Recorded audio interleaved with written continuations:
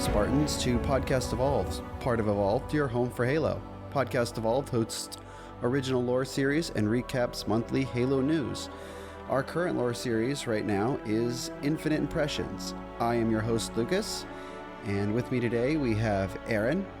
Hi, guys. And we have some special guests from our Facebook group. So we've got Steve. How's it going, everybody? And we've got Nathan. And if you don't know Nathan on Facebook, on Xbox, he is Reclaimer. Hello, everybody. So this is our Infinite Impressions. We are currently going to discuss some co-op and Forge, because it just released about 2 weeks ago, or about a week ago. So before we get into that, we'll go through some of the socials. If you're new to the show, welcome. Evolved is a host of a variety of shows. This one you're listening to right now is Podcast Evolved. You can check out our previous lore series, The Road to Infinite and Character Dossiers. Evolved also hosts the shows Mission Debrief, Builds with Blocks, Halo TV Plus, Halo Gear Guide, Halo Book Club, and Halo Headlines. And we also partner with HCS Pro Talk, a podcast where Josh and Will discuss the latest information within the competitive Halo scene with an emphasis on the community every week. You can learn more about each of our shows on Evolved's website, evolvedhalo.com. And if you're already a fan of the show, we ask you to rate us and leave us a review. We greatly appreciate all the feedback we receive from our listeners to improve the quality of our shows. We would also like to take a moment to thank all of our patrons for their continued support. Your contributions allow us to continue making new content like this every week. So thank you guys so much.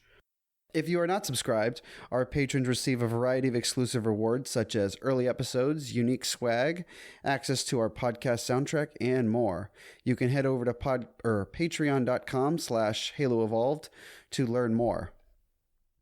And finally, we encourage our listeners to support Audible, where they can enjoy the growing collection of Halo novels all in one place, along with thousands of other novels, guided wellness programs, and more. Use the URL audibletrial.com/podcastevolve to learn more and start your free trial today. Anybody got any Audible recommendations for our listeners? I have just started a new audiobook today. Stephen King's Fairy Tales. I'm only just about 30 minutes into it, though, so I can't give you too much a review on it, but I've had pretty good luck with Stephen King stuff so far. Anybody else do audiobooks, or is it just Aaron and I? I have not listened to an audiobook on Audible before, but I probably should. They are a fantastic way to listen to books. They definitely take a lot longer than reading, but like some books you just can't do reading once you start them in audiobook. Sorry, I've got nothing new audiobook-wise, but I keep constantly rerunning through all the Halo books to refresh my brain on the lore and try and remember all those names that constantly slip my mind. You know, it's a real easy way to run through a workday, especially if you put the speed up a little bit to 1.2% or something. I've actually never done that. I am running all mine at like 1.1 just as default now because it's great. Don't do that with this podcast, by the way, because the audio will sound wacky, but actual audio engineers work on audiobooks, so it sounds better. I was going to say the audiobook stuff is great, but it has destroyed my podcast listening time completely. My backlog is ridiculous, and I'm just actually going to start cutting shows altogether because I'm never going to catch up ever again.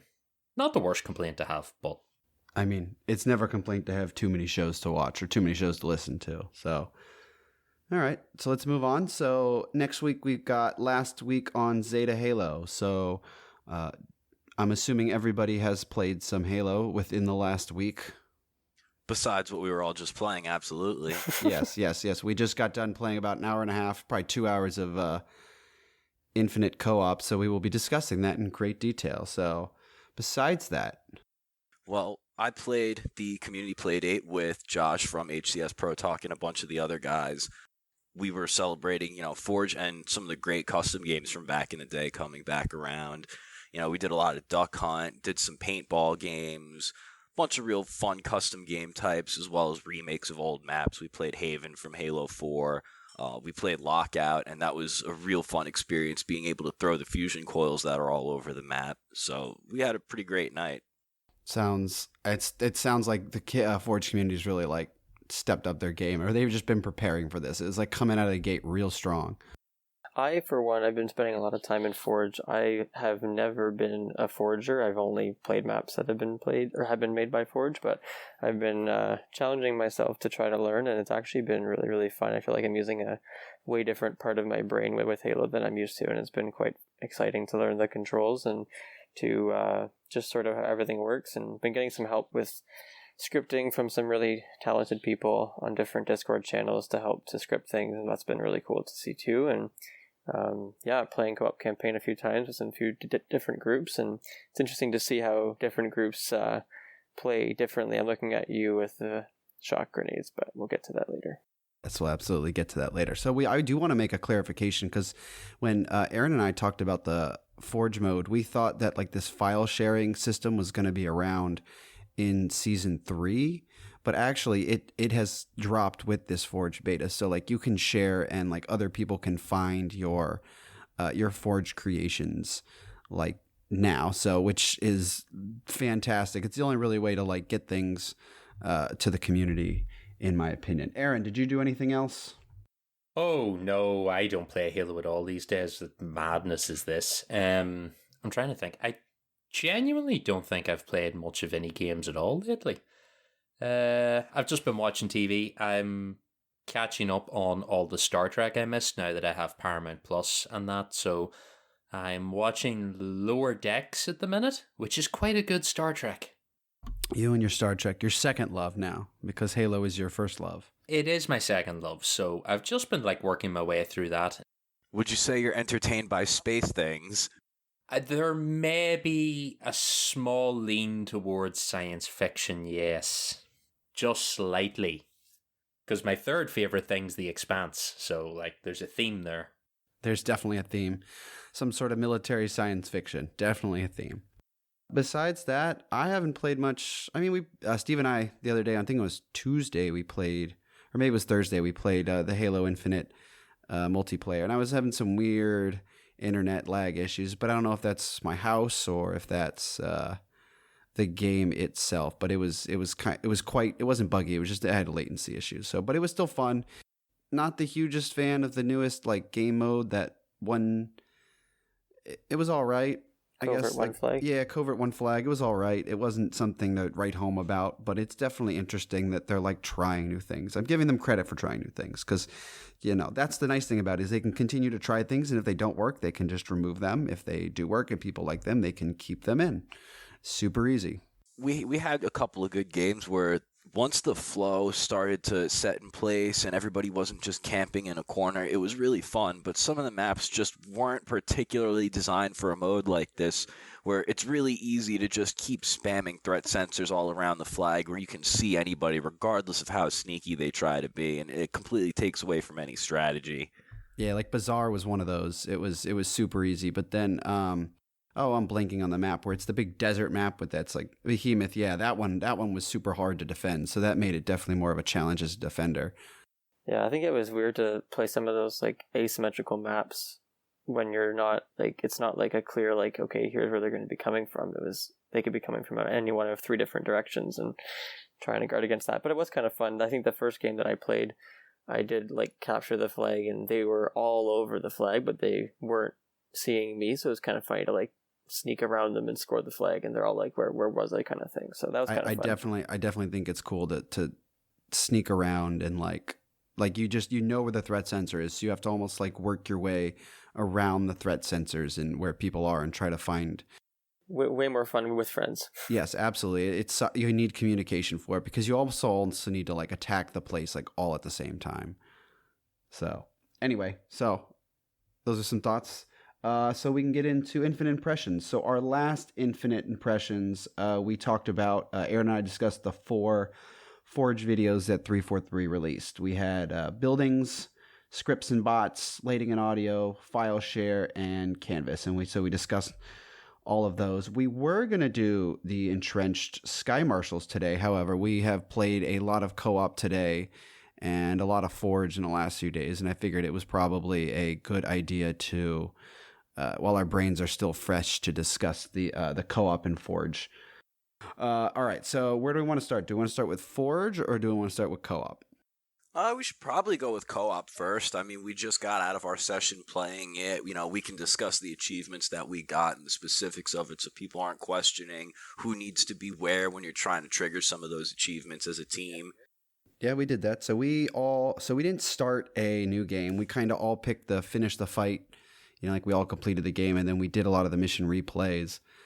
And then we went through and did some of the co-op specific achievements. And so some of them, when one person would get it, everybody in the team would get it. But others, they were, individually needed to be done. So I'm trying to think. So the first one we got was, kill people while you were in the Warthog or just in a vehicle with a gravity hammer. So we all got in a Razorback, all got gravity hammers, and we just drove around and we're just beating the crap out of everybody. And it took us about 5 minutes to do that one. Yeah, quick tip about that one: make sure you don't have Marines with rockets in your car, because they'll just kill everyone before you get to them. Mostly just because they kill everything before you get close enough to swing the hammer. They didn't really kill us. It just made the achievement a little bit more challenging. We pull up to the grunt and all of a sudden you get smacked in the face with a spanker. And we're like, well, okay. Guess I'm not getting the hit on that one. Yeah, on the next one. So we did that. We did the snipers out of the Razorback, which rolled into the two hunters. Yeah, because we did right where the two hunters, the two HVT hunters, we rolled into those guys, and that one was fun where you have to kill them within 5 seconds. But thankfully they have their health super visible. Like you don't even need the threat sensor for it. So you just kind of peg at both of them away, and then right before they're both about dead, we just spam them with whatever we had available. So that one was relatively easy. And both with the sniper and the gravity hammer, like it's not like I have to get 5 kills, Steve has to get 5 kills, Aaron, and then Nathan. It's like, yeah, I think you just have to be in the vehicle and then you get the achievement. Yeah, and I think one of us was driving. Even the driver got it too, so that one wasn't so bad. Yeah, we were all individually calling out our sniper shots. Like I'd call out one, and then you would call out 2 or 3, Lucas, and then I'd hear Nathan call out that he got 4, and before you knew it, we all had the achievement pop at the same time. So it's nice to be able to know like we can do it as a team. You don't have to each individually sit there and count out your shots and hope your teammate doesn't rob you of your score. Yeah, super easy. We did the one where you had to destroy the 4 fuel tanks within 5 seconds. That one was super easy too. You just kill everybody in one of the bases, raise the 4 of them, and just blow them up at the same time.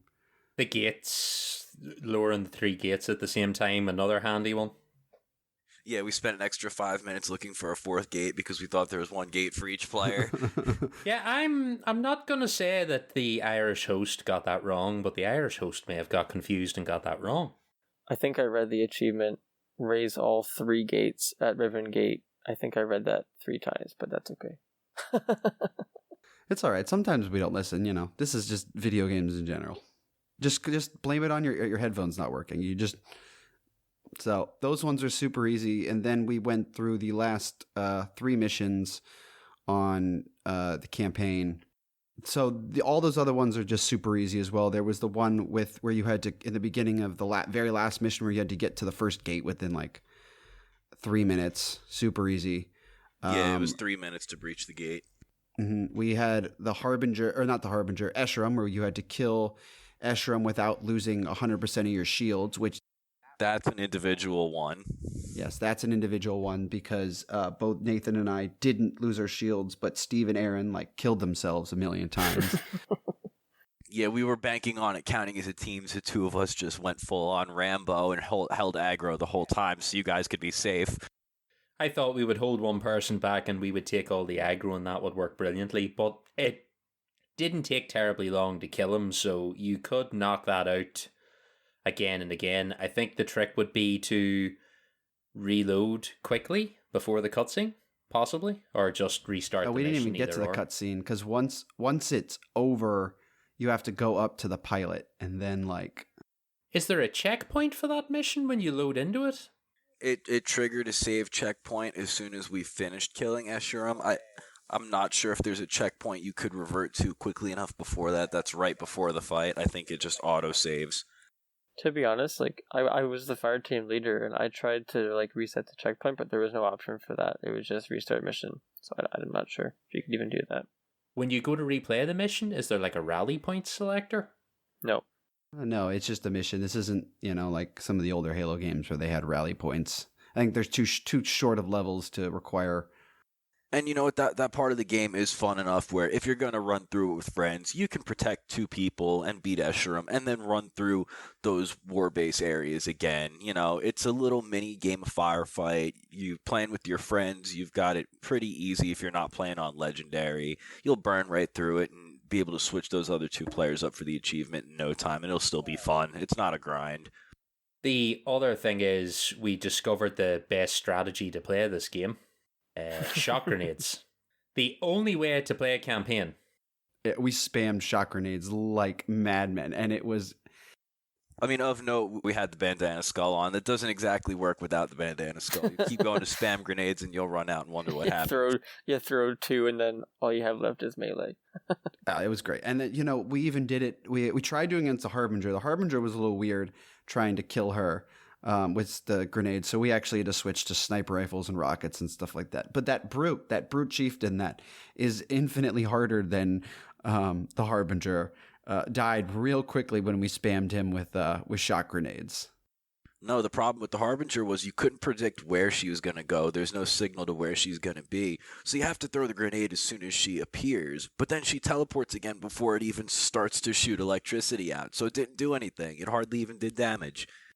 Surprisingly, I realized is the lock on for the rocket launcher, the special rocket launcher, actually continues to track her as she teleports. So you'll shoot it at her, she'll teleport, and the missile will take a hard right turn and go right at her. And I was like, okay.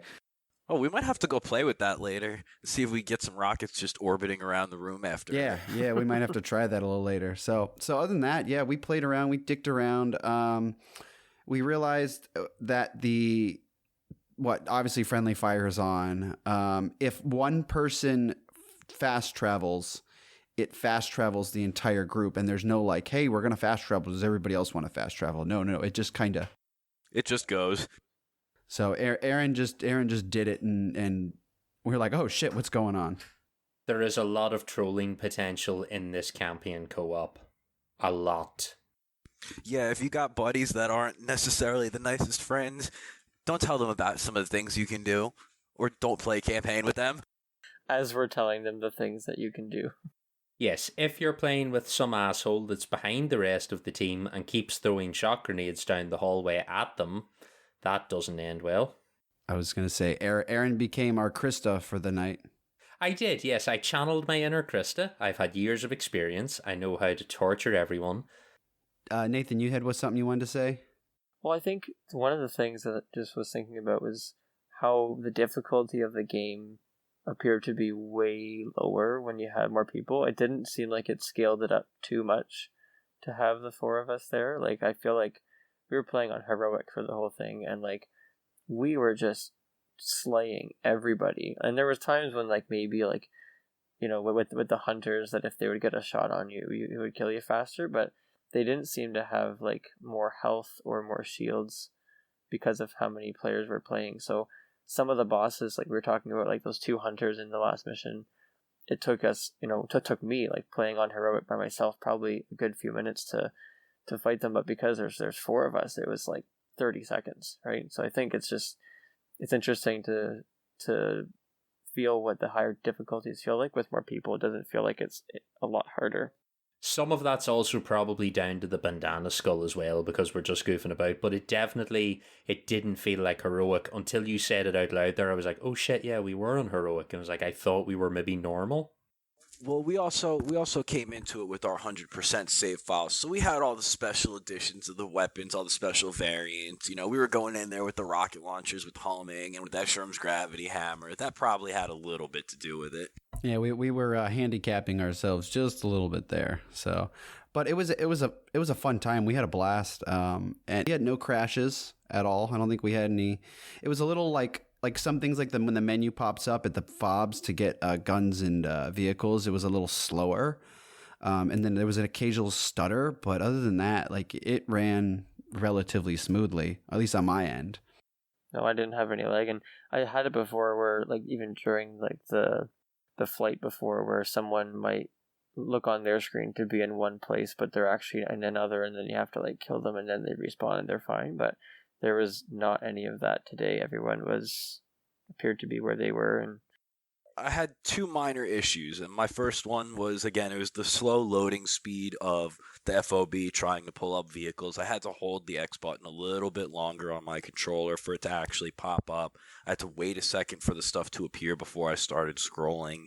But the other issue I encountered was at one point, it wouldn't allow me to change the piece of equipment that I was using.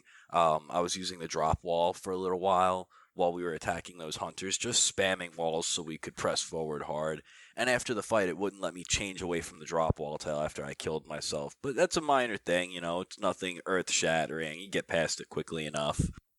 Yeah, it wasn't any. Yeah, definitely. And also, like, I would point on with the FOB, once it loaded and you were, like, trying to scroll through weapons, it was super slow. So, like, the name would appear, but, like, the actual picture wouldn't. So, like, I knew guns by name. So, if, like, I didn't know guns by names as well as I did in Halo, it would be like, okay, which gun is this? Which gun is that?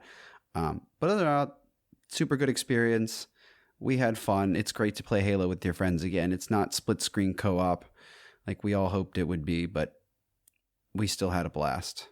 So, any last thoughts? I think I had one thought, and I think I was playing earlier in the week with Curtis, and we were talking about how if we had been playing this together for the first time, experiencing the campaign for the first time together, there would have been so much more like lore theories and talking about things and we're experiencing them, whereas now we've all played it and it's kind of like, I don't know, like the story part doesn't seem as exciting at the beginning to kind of share together because we all know where the story goes, right? Whereas I feel like one of the coolest parts of playing a campaign in previous years is playing it for the first time with someone and like trying to like, well, in this game, like solve the mystery of what happened to Cortana and what's happening with the Harbinger, and kind of knowing all that stuff ahead of time because you've experienced it by yourself.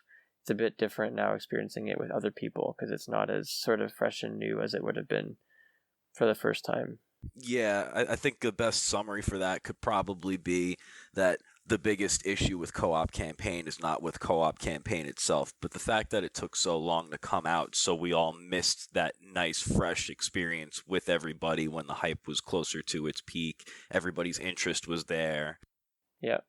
Yeah, I would definitely agree. Yeah, we skipped all the cinematics and stuff like that. I think we watched like the very last one, but we skipped most of the cinematics. So it was it was definitely, yeah, we couldn't sit there and like theory craft while we're playing the game. It was almost like, yeah, we know what's going on. We're just trying to get achievements and stuff like that. So maybe when the DLC comes out, if it actually does come out, we can, what's it called? We can do more of that speculation that we've been talking about here. I would say co-op at this stage is just a fun mop-up mode. Like, it's there for you to go through the game and go, oh, someone doesn't have this data pad, someone doesn't have this whatever, there's a banished tower that we didn't get. Like, it's really just a way to comb through the map as 4 people and go, right, let's mop all this shit up, and then we're finished, and we 100% it. It's customer support remote access. That's a good way to put it. And a way for a load of us to go, let's chain the grapple shots together and see how far we can fling the last guy. To infinity and beyond. But I mean, we were just trying to run away, and it's like, all right, well, you're running, and I'm close enough to Steve, so I'm just going to grapple him and slingshot past him. And then while I'm doing that, Aaron's grabbing onto me, and Nathan's grabbing onto him, and we're just kind of like flying across the map. Especially with bandana on. Yeah, the next thing I'd like to try actually is 4 Razorbacks all filled with laser marines just to see what that does. Oh my God, the madness. I wish we could do the road. I feel like I saw something at one point about Marines being limited as to how many could pile up into vehicles once you start getting a co-op campaign experience going. I may be mistaken, but I could have sworn I saw something about you might not be able to do that. I'd like to be proven wrong. I think what you'd have to do is you'd have to like go to one FOB, spawn a Razorback, load up with one, and then you have to like physically drive to the others because you can't, there's not that many Marines at one FOB, right? So you'd have to like drive to another one to pick up more because there's going to be more Marines when you get there kind of thing. But we're going marine harvesting. That's what I'm hearing here. You're gathering all the Marines on Zeta Halo that are left. And I hope they all have their organ donor cards. Ah, nature's bounty, ripe Marines. you should have like different, like one person has a Razorback with the Sentinel Beam Marines, one has with rockets, one has with snipers. Somebody's got one with hammers just barrel rolling off into the sky. I don't think Marines can use grav hammers though. No, it really makes me sad that we don't have access to the Hornet, because I would have a lot more fun with 2 AI gunners. Oh, but that's also one of the achievements we need to get, is where like you kill 100 people in air vehicles. Is it in co-op or just? I think all 4 must be in air vehicles, yeah. I don't know if it's 4 or it just has to be in co-op and all the players, so it could be 2, 3, or 4. So, but yeah, it just has to be. And then there was the other one where it was the mongoose, and you need to get 50 kills.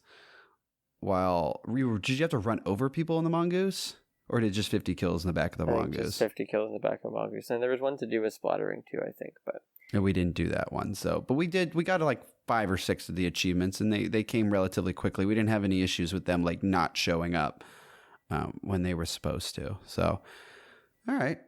We sufficiently went through that. We can move on to Forge. Now, I haven't done as much Forge as you guys. I think I played like 20 minutes with Steve, and then Nathan, you showed me a few of your levels and stuff like that. So you guys will be more on the talking points of this.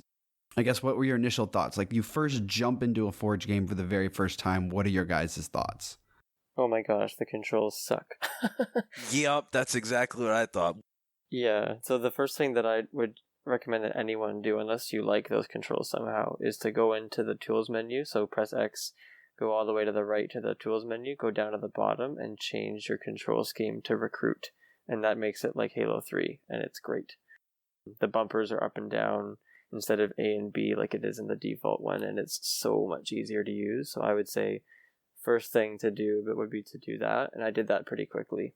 I didn't even try that. I was more just purely overwhelmed at how many options there were, how big the box in the corner of the screen is that says this button does this. It's more than just one set of the controller button faces. Everything has like a second ability, and there's combos, and it's like, where do I even start? I think it's helpful. Like the first time I went in, I was like, okay, I'm not going to make anything. I just want to know how to do stuff, like how to move stuff, how to rotate stuff, how to scale stuff. That probably took about a good 40 minutes to kind of like get into my brain. But essentially, if you're on like the recruit controls, like left trigger is holding it to move, right trigger is holding things to rotate, and then both triggers is for scaling. And so I found those controls to be pretty usable after a bit of time using it. And then I literally spent like probably like at least 45 minutes to an hour just like going through all the different items that you could spawn, because I don't like the headings in the object list. Like the headings don't really, they're not that descriptive right away. You have to kind of dig a bit to go, oh, okay, weapons are under gameplay. Like when Steve and I jumped on, we were looking for weapons and vehicles, and we like brought down the drop down menu, and I was like, where are the weapons? And so you had to go over to the folders tab, enable all the weapons and vehicles, and then go back over to the left button, and then you could. We kept finding prop versions of stuff before we found the usable versions of stuff. Yeah, it's kind of tricky. Like the biggest thing is just to like go under gameplay, and you'll find a lot of stuff there, like the vehicles and weapons you can spawn individually from there. But yeah, it's a bit much at the beginning, but I would say just spend some time and just see what's there and see what's under what section. It's much easier than trying to find things as you go, because then you're constantly looking under, oh, where do I find this? But just take time and look through the list, and that might be helpful. I'd say, let me ask you a quick question, is when you put it on recruit mode, because I remember when I put it on the normal mode and I spawned an item, like it kind of froze there, and then I had to select the item to move it. Is it, when you say it's in recruit mode like Halo 3, is it like you spawn it and you can immediately like move and adjust it and like move it around and fly it around, or is it still like you have to click on it again and then you can move it around?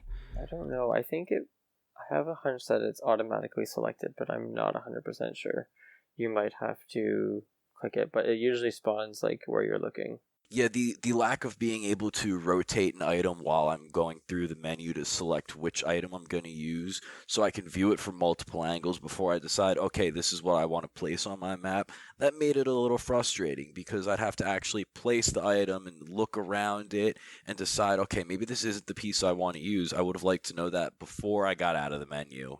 I guess to be fair though, in previous games, I don't think you could even preview things though. You always have to spawn it to look at it first, right? Yeah, where you would like go down the list and it would spawn as you went down the list, and then you could kind of rotate it, but then you can just switch to the next item and stuff like that. You didn't have to like keep holding on. So it seems like you have to spawn it, freeze it, and then like go around and be like, okay, I want this or I don't want this, and then you like delete it and then go back to the menu. So it seems like it takes a few extra steps. So like if 343 needs to improve something, that just, hey, make this a little bit more streamlined of an option. Maybe they're not actually spawning the item in order to keep resources down.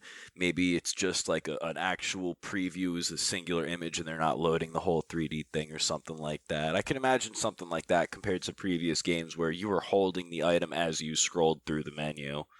I think one of the features that we noticed was gone pretty quickly too was undo redo only works in single player. So if you have a group and you're forging together, you cannot do undo redo. So just be aware of that. Yeah, I'm not really sure why, because like you're comparing it to like a Google Doc, right? And if you're in a Google Doc and you're undoing things, it only undoes what you did, right? But I feel like the Halo system just doesn't know how to know who did what, and so you might try to undo someone else's work, and then that maybe is why it's not there. Is your co-op Forge session like on a server or is it local hosted? Is that an issue? Like, is it just your console spitting the Forge session out to other people, and is maybe that possibly why it's having issues? It seems like a bit of a crappy thing. Forge is online only. If you don't have a connection, you can't even open up one of your own maps. So I'd have to imagine it's mostly server side. Yeah, and then the reason they can get 7,000 items is because there is a processor in some place that is doing all of that that processing work, and it's not your console or your bandwidth or anything like that. It just so that may be why, because, and actually I don't know why it would do that, because if I'm already connected by myself, what's adding an extra person into it, Yeah, so that was a bit of a bummer. So if you're really serious and you undo redo is helpful to you, then you might have to do it on your own for a bit where you get the foundational stuff there, because yeah, it is a really handy feature, but you just can't do it when you have a group. But then you guys got a chance to play some custom games. So is the custom, because I remember the custom game browser, the custom game like lobby system was incredibly broken when Halo Infinite launched. So is it fixed now? Did you guys have any issues with that, or? All right, with custom games as a whole, we didn't seem to have many issues. Some of the maps, we'd occasionally get a player that would crash out upon trying to load the map, but if we re-invited them back to the game, they were able to get into it no problem. Most of the time, game types all seemed to load properly, and when they didn't, I believe it was more of an issue of somebody not getting the right game type to go with the custom map, or they just didn't set all the settings quite right, and we'd have to retry. But everything functionally seemed to be A-okay where it needs to be, aside from your little desync issues here and there. And that's just standard. But that's good to hear. You said you played some. I know I looked at a Toy Story map, and then Nate and I looked at. There was somebody who tried to make Sandtrap, and they did a moderately okay job, but it wasn't the best job. But you said you played some Lockout, and yeah, I played a really, really solid remake of Lockout. Aesthetically, it was all there. They had all the fusion coils placed where you would expect them. It definitely played differently with the movement mechanics of Halo Infinite. Clamber makes a difference compared to old school, Halo 2 Lockout. But it was absolutely a blast. We were running around throwing fusion coils. We played for way too many people for the map. We had probably 10 or 12 people playing on the map, and it was a little cramped with how fast we can move. But it was a blast. And that's awesome. And I heard paintball. Like, is it? I'm assuming that's with the plasma pistol, but actually, you could probably do it without a plasma pistol. You could have the battle rifle. It was not a plasma pistol. It was a battle rifle shooting plasma pistol projectiles, and they had a little bit of homing. It was in a very small, symmetrical garden type map, and it was basically blind firing through these flower boxes that would stick up. Flowers and shrubbery was blocking your vision for the most part. So you were just hoping for your reticle to turn red and pull the trigger. But that red reticle being back on PC made a big difference. I think I would have struggled a lot more if it wasn't there. I think it might be because it's using the plasma pistol as a base more than them having updated the game. I don't think they've implemented that change overall. I think it was a scripting thing. But also, I said noticed. I think you mentioned this to me earlier, Steve, in the week that they actually buffed the plasma pistol in general. So it probably makes that. You said it tracks better. I don't know if it tracked better in this game mode being used as just a projectile for the BR. It didn't seem to track quite so hard, but it was way too chaotic in that map to be able to tell overall. I mean, people were dropping left and right. It was a very small map with a large amount of people. And we were all in a party yelling and laughing at each other. Guys were looking for other players, specifically trying to hunt each other down. So paying attention to the tracking was a little rough. I wonder if maybe playing with your graphics settings for things like environmental textures might affect your visibility with some of those planter boxes. I haven't tried it yet, but that might be something to look into if you feel like that's an issue. Like kind of how PUBG, if you put your settings all the way down, you didn't see the grass and you didn't need to. You basically got an advantage for having for playing the game on crappy settings. Yeah, I wonder if that's something to consider even when building a map. It's something you might need to consider. Awesome. Yeah, I didn't play too much. The other thing I did notice is I did try to drop a tank on Steve when him and I played, and the tank, like, it would freeze in place until we, like, played the game, put it in play mode, and then it would fall out of the sky. Like, you couldn't hold it. It like, kept staying frozen. I went in and did a couple of deep dive searches onto a bunch of videos from people posting into the Forge community on Reddit and trying to introduce myself to some of the settings a little bit better and some of the functionality. And there is a difference between test mode and play mode with vehicle physics and other physics being enabled. A lot of the stuff is intentionally not enabled on test mode until you go to play mode. Okay, but then you still can't, as a monitor, go over your buddy and let go of a tank and let it drop on top of them. I don't think physics apply unless you're in play mode. Which is kind of unfortunate. They need like a play mode or just at least a setting with the monitor where you can like mess around and do stupid things. Because it was always, and like also the monitors are invincible, so you can't drop them on your buddies, but you can, when they drop down and like walk around, you might be able to drop it on them. So maybe that's something they need to add to Forge. Yeah. The other thing too sorry, go ahead, Aaron. I was going to ask Aaron because he's been a little quiet, so I asked see if he had any thoughts. If he had a chance to look into it. I have unfortunately had no chance to actually look at Forge at the minute. I'm interested in having a play with it. I haven't done an awful big pile of Halo, so listening to you guys talk, there's a few things I'm like, okay, that's not maybe the most fantastic. I imagine stuff like being able to drop items is just down to, right, this is the mode the game's in. There's probably going to be no way to change that. You're in building mode, things don't work the same. I need to just sit down and muck about with it for a while. Do you think? Suppose the thing I want to know is, like, with your time with it so far, like, where do you rank this Forge compared to the others? Like, I know it's easy to say it's got more resources and pieces and all the rest of it, but, like, do you think it's a step forward for Forge, or a step sideways, or backwards? I think for the people who are already acquainted with Forge, it is a massive leap forward, from previous games overall. This is the peak evolution of Forge. I didn't mess around with a lot of Halo 5 Forge. I know a fair portion of this stuff is carryover from Halo 5, so I don't know how much of a leap over Halo 5 itself is, but having it on PC and accessible to everybody compared to that limited Halo 5 Forge on PC, that's something of note. The blank canvases are very overwhelming for somebody new trying to step into it because you completely lose all your perspective with scaling. You'll have to go diving in and looking for specific options to help you sort of set perspective when you try and look at a map and plan a map out and decide which items you're going to use. Luckily, they provide a prop that's a player model that's to scale, so you can spawn that on your map and place some objects around it to give you an idea of how big or small you need to make things. I think that's incredibly useful, like having like somebody, like, so you're not having to go between character and monitor, and you can like just have a better judge of like how big things are. Yeah, like the last thing you want to do is start your game up and suddenly have that meme appear at the bottom going, what is this, a game map for ants? Because I don't think you can scale multiple objects at the same time. You cannot merge together objects that have been rescaled. They have to be the default size in order for you, I believe the term is welding, for you to weld them together and turn things into a prefab. They have to be static and not dynamic. Right, but I even think like if you have like three walls, can you like scale them all at the same time? I don't think you can. I know you can select multiple items at the same time.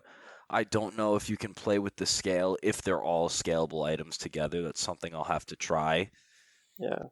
Any other last thoughts on Forge? I think just like with the node graph, that's a really cool feature too that's been added. I think that didn't exist before, right? I don't think the node graph, like the scripting part. No, I don't think the node graph. It was just you went and like made a custom game mode and stuff like that. Right. Yeah. So for me, like I am not a programmer, not a coder. So it's been difficult to like kind of get the lingo of that and mess around with that, but it is super exciting when you make a script and it actually works. Like I just wanted to literally make it so that like when I shoot this object, it like moves across the field like 30 feet and then collides with something and then explodes, and I managed to get that to do it. And it was like constantly saying like node graph failed to build, because it was missing a certain component or requirement. But then when you finally get it to work, and you're just like, it could be like the stupidest, simplest thing, like I just said, but when it works and it's because that you scripted it to do it, it's kind of a neat feeling for someone who hasn't been a part of that before. So that's been kind of cool. That's awesome. Yeah, it's a good evolution. It's a nice step forward, like everything. It's not totally perfect, a lot of it relies on the user. Thankfully, we've got a good community full of resources that we can check on with each other and rely on each other for. The Forge communities online are great. They're always willing to help. I feel like I'm really curious to see. I think the next like month or two will be critical to see how much of the player base kind of returns from that initial launch numbers that we saw. Like, if this is your first Halo game, A, are you going to even know that this launched? And B, are you going to know how to join a custom game without having a community that you're a part of, right? Because there's no way to do that right now. You have to be in like a Discord lobby or looking for a group or something, right? So it'd be, I'm curious to see how much the player count actually changes with this update, because I think there's a lot of potential there, but I don't know if it'll actually make a big difference with the number of players playing. I don't think this is going to draw people back. It's not until these creations start to go into like the public rotation, I think. This will draw a few hardcore people back, like the Forge people will come back, the people that want to dig about and make a game type that they had before, things like that. But until this stuff starts to get filtered into actual rotations and everyday playlists, then I think we'll see a pickup in people coming back.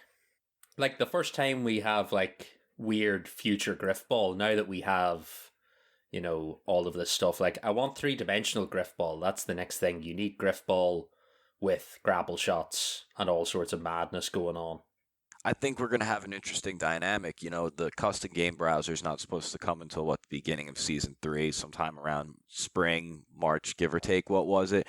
Yeah, so we've got a few holidays coming up. It's time that people are going to have probably hanging out at home. They're going to have some more free time. Some of these hardcore forgers are going to have time to sink hours into some of these crazy maps before they really get thrust into everybody's hands as a whole. We might see some real crazy stuff at the top of the custom game browser when it first launches. That's going to be a real draw, especially if there's still a bit of a drought for content for the vanilla game. Yeah, I'm looking forward to seeing what floats to the top over time, because some of the creations people have made over the years have been ridiculous. So, and then throwing bots and stuff into the mix, there's just so much there. Fingers crossed. We'll see how it goes. Anything else you guys want to say just before we wrap this show up? I think we covered all the bases. We talked about co-op. We talked about Forge. We talked about what could be happening coming up in the future. I think all we need to cover now is what's next for the podcast in the future. What do you got, Aaron? Well, I can tell you that our next Infinite Impressions episode will now be on the Sky Marshal lore, because we shuffled those about. So if you have a chance and you want to go and read it, it is 5 parts over on Waypoint. You can read all of those and be caught up. Basically going to be like a book club episode, so something similar. And we're just going to address all that because hopefully we will get more lore going forward. Hopefully it will be a bit more exciting. So far it's a bit but we'll save that for the next episode. And following that, we have one more news show left for the year. November's news show, and then in December will be the year in review episode. So we are very close to the end of Evolved's calendar year. We take a break over Christmas. We will be back in the new year. Really hope we have more content next year because we are running unbelievably short of things. I have a new show idea, so hopefully we're going to roll that out in the new year. Depending on how busy Forge is, we may have to make that like a once a month stop off episode just to talk about some Forge shit or something. We're gonna have to figure a few things out. Do a community creation segment. Yeah, we're gonna have to do something, and we're gonna have a mission debrief episode at some point as well, because we're gonna play some co-op campaign and give thoughts on that. Maybe play through it all together and see what we think of it. So keep tuned for that as well. Alright guys, look, thank you for joining us. You can find every episode of all of our shows over on the website, evolvedhalo.com. You can also search for all their unique podcast feeds as well. If you want to listen to everything all in the one place, follow Halo Podcast Evolved in your podcast service of choice. Another special shout out to all of our patrons. Thank you for supporting the show and helping make everything possible. Go to patreon.com/Halo Evolved to learn more today. And finally, if you'd like to leave us a voicemail with your thoughts on Forge, Campaign Co-op, or anything else you hear us talk about, call 205-EVOLVED, that's 205-386-5833. And with that, I have been your host, Aaron, and until next time, Evolved. Evolve. Evolve.